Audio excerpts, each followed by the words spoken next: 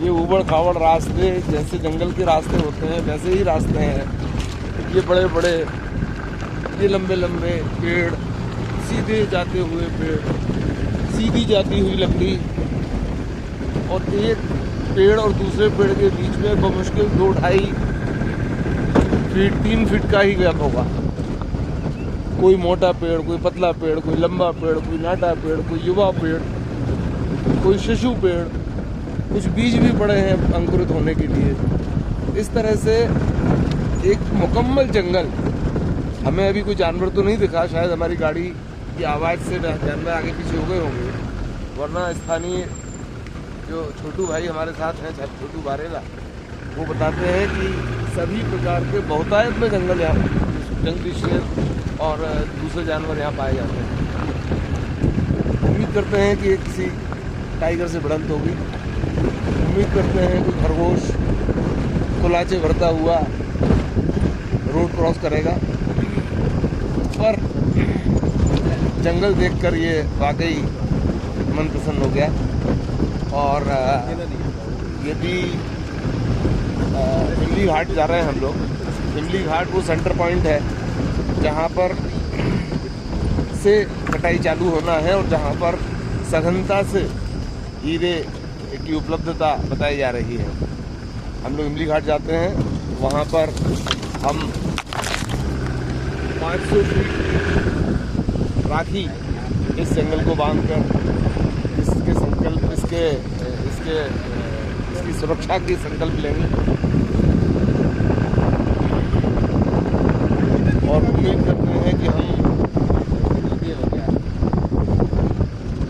करते हैं कि हम इसे यहाँ बचाने में सफल होंगे। अभी स्थानीय लोगों ने बताया कि कुछ लोग ऐसे भी यहाँ सरकारों के और उन कंपनियों के पिट्ठू लोग छोड़े हुए हैं, जो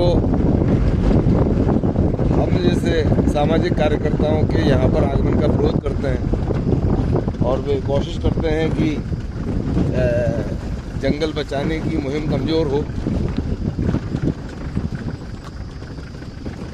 इस तरह के पिट्ठू और जो दलाल टाइप के लोग हैं, जो भाड़े के टट्टू हैं, उन लोगों से भी हमें बचना होगा।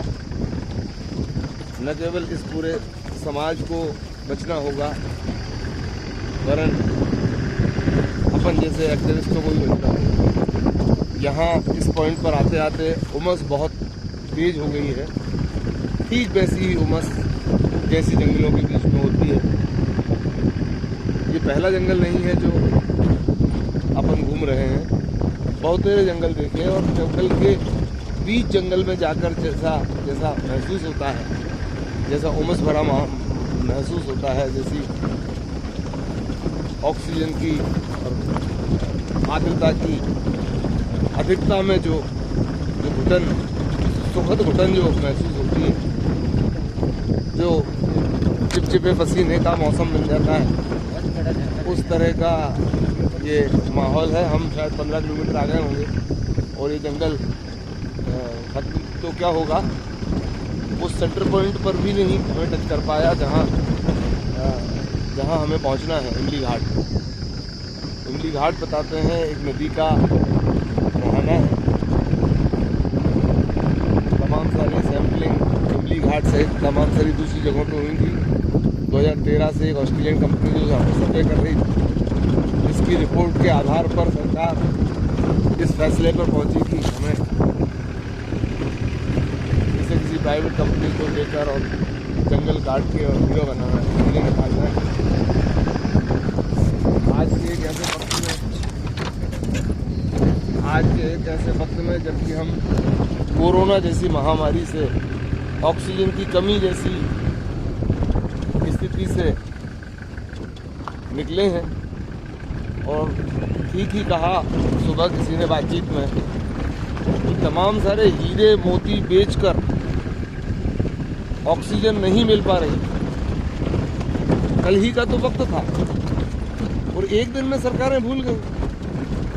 हॉस्पिटलों में ऑक्सीजन सप्लाई नहीं कर पा रही थी जो सरकारें, वो सरकारें आज जो ऑक्सीजन के रेडीमेड प्लांट हैं जो उद्योग हैं ऑक्सीजन के, उन्हें नष्ट करने पे आमादा है।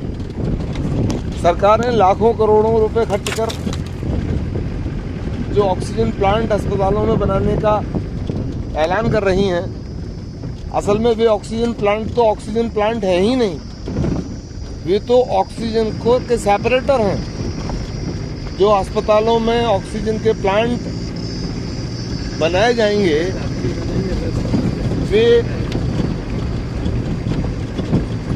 वे ऑक्सीजन के प्लांट सेपरेटर हैं।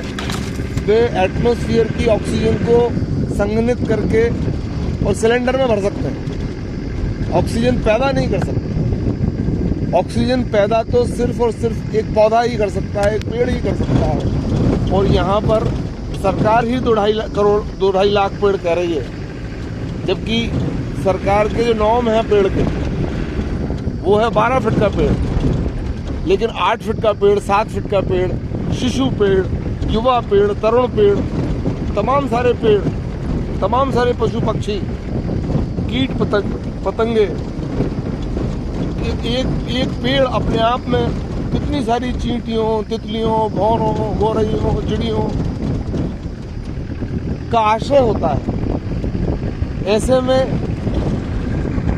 लाखों पेड़ कितने सारे जीव जंतुओं के आश्रय स्थल होंगे। मेरे घर के पास जो मंदिर है वहाँ रोज शाम को आरती के बाद एक नारा लगता है, प्राणियों में सद्भावना हो। मैं भी कहता हूँ प्राणियों में सद्भावना हो। सरकारें जो प्राणियों से बनी हैं और ये जंगल जो प्राणवान है, जो प्राणवान लोगों का आश्रय स्थल है, इनमें आपस में सद्भाव हो। एक प्राणी दूसरे प्राणी के जानबूझकर क्यों खिलाफ खड़ा हो। हम पेड़ों को काट कैसे सकते हैं।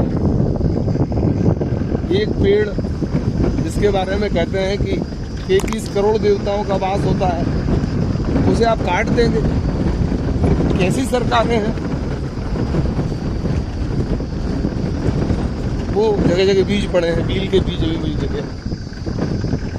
तो वे भी ये तमाम सारा जो जंगल है ये असल में जीवन है, और ये एक नहीं करोड़ों जीव जंतुओं का संसार है। ये जंगल नहीं, करोड़ों लोगों का संसार। जो छोटा बच्चा होता है घर में, उसको नहीं मालूम ऑस्ट्रेलिया कहाँ है, अफ्रीका कहाँ है, जंगल कहाँ है, पेड़ तो उसे नहीं पता। उसका तो पूरा संसार, 2 साल के बच्चे का पूरा संसार, खुद के माँ बाप, दादी दादा, चाचा ताऊ, नाना मामा फूफा, यही पूरा संसार होता है। ठीक उसी तरह से इस जंगल के जो जीव जंतु है, कितने सांप होंगे यहाँ, कितने चींटियाँ होंगी, कितने चींटे होंगे। जैसे एक 2 साल के बच्चे के लिए उसका घर, उसका परिवार ही पूरा संसार होता है, वैसे ही जो जीव जंतु होते हैं, जो जानवर होते हैं, जो पशु पक्षी होते हैं, उनका पूरा संसार एक पेड़ होता है, एक जंगल होता है। ये जंगल बहुत सारे लोगों का, बहुत सारे जीवों का संसार है। इस संसार को मत उजाड़ो, इसे उजाड़ने से बचा लो। थैंक यू, बहुत बहुत धन्यवाद।